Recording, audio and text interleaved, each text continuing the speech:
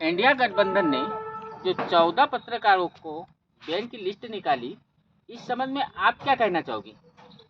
India गठबंधन ने जो 14 पत्रकारों की लिस्ट निकाली, उसमें ये कहा कि इन पत्रकारों का किसी कार्यक्रम में इंडिया गठबंधन के साथी नहीं जाएंगे। ये बात स्पष्ट तौर पर लोगों को समझनी होगी कि गठबंधन ने फैसला क्या किया। वो तो भारतीय जनता पार्टी तोड़ मरोड़ कर इस बात को बता रही है। तो संगठन ने ये कहा कि भाई ये हिंदू मुस्लिम लड़ाई को बढ़ाने का काम करते हैं, ये वैमनस्यता पैदा करने का काम करते हैं और सरकार का एक तरफा बात को रखने का काम करते हैं। तो ये जो 14 लोग हैं, इनके कार्यक्रमों में बात मुख्य तौर पर कही गई है और मुझे लगता है कि ये देश हित में बहुत अच्छा है कि लोगों के पास सच्चाई जाए। और मैं इंडिया गठबंधन के इस तरीके के फैसले का स्वागत करती हूँ, जिन्होंने बड़ी स्पष्टता के साथ कहा कि हम इनके साथ डिबेट में भाग नहीं लेंगे। बात ये है। दीदी, जैसा कि अभी इन 14 लोगों की लिस्ट निकाली, हो सकता है आगे और भी लिस्ट निकाले। यदि हम देश में बात करते हैं तो लोकतंत्र है और लोकतंत्र के 3 अंग है, कार्यपालिका, न्यायपालिका, व्यवस्थापिका और चौथा अंग मीडिया को माना गया है। लेकिन देखने में आया है कि अभी हाल ही में संपन्न G20 में विदेशी पत्रकारों को और देशी पत्रकारों को भी G20 से संबंधित सवाल पूछने की अनुमति नहीं मिली G20 शिखर सम्मेलन में। इस संबंध में आपकी क्या राय है? ये बात स्पष्ट है कि अगर मन साफ होता प्रधानमंत्री जी का और नीतियां साफ होती तो वो चाहते कि उनके मुद्दे जनता तक पहुंचे। और G20 में वो जिन मुद्दों को लेकर कर रहे थे, कंपनियों को बुलाकर उनको बढ़ाने का काम करना, जैसे आपने दूध के बारे में, अंडे के बारे में, जो विदेश से यहाँ पर हमारे देश में आएगा उस पर आपने टैक्स को खत्म करने का काम किया।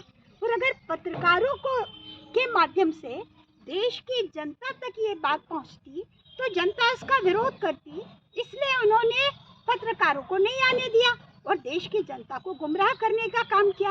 उसी तरह विदेश के मीडिया को भी नहीं आने दिया ताकि यह बात छुप सके और छुपा हुआ खेल खेलने का काम हमारे देश के प्रधानमंत्री ने किया है, जो पूरी तरीके से गलत है। इस मीडिया की भूमिका क्या है? मीडिया को चौथा स्तंभ क्यों कहा गया है? क्योंकि सरकार की जो कमियां हैं, सरकार की जो खामियां हैं, उसे जनता तक पहुंचाने का दायित्व मीडिया का है। ये देश की आंखें हैं, पत्रकारिता देश की आंखें हैं, पत्रकार बंधु हमारी देश की आंखें हैं और उससे ही देश ये देख पाता है कि कहां पर क्या घटा। तो आपने देश की आंखों को बंद करके इस देश के साथ जो धोखा और छलावा किया है वह माफ करने लायक नहीं है। वो सिर्फ अभिव्यक्ति की स्वतंत्रता का सवाल नहीं है, वहाँ तो सवाल है कि हम समझें, क्योंकि जैसे मैं हूँ, मैं डायरेक्ट और इनडायरेक्ट टैक्स देती हूँ इस देश के विकास के लिए। मेरे पैसे का क्या उपयोग हो रहा है? G20 में आपने चांदी की थाली, सोने की थाली, महंगा खाना किसके पैसे से? हम टैक्स पेयर के पैसे से आपने किया और किया क्या है ये समझना मेरा दायित्व है, ये समझना मेरा अधिकार है और मेरे उस अधिकार को आपने खत्म करने का काम किया है जो अक्षम्य अपराध है और इसके लिए इस देश की जनता प्रधानमंत्री जी को कभी माफ नहीं कर सकती। दीदी, हम आपसे अंतिम प्रश्न जानना चाहिए। अभी हाल ही इंडिया संगठन ने जो निर्णय लिया और उसमें आपने कहा है कि हम इनका स्वागत करते हैं, साथ ही G20 में विदेशी और देशी पत्रकारों को बोलने नहीं दिया, क्योंकि वह शिखर सम्मेलन ही भारत से 20 देशों का था और इसमें 21वां देश भी शामिल हुआ। तो उसमें आपने मीडिया से संबंधित पत्रकार साथियों के लिए बहुत अच्छी बात कही।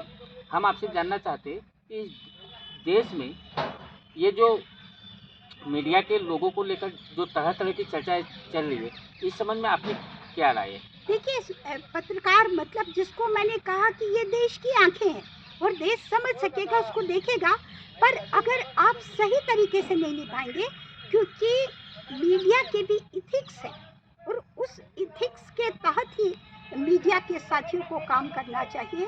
व्यक्ति विशेष के लिए अगर आप दिखाने का काम करें तो उसमें राष्ट्र को बहुत बड़ा नुकसान होगा और जो राष्ट्र बहुत आगे पर पीछे हटेगा।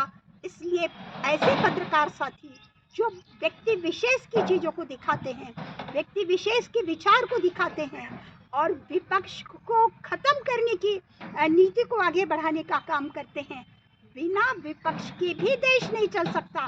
जिस तरह बिना मीडिया के देश नहीं चल सकता, उसी तरह बिना विपक्ष के देश नहीं चल सकता।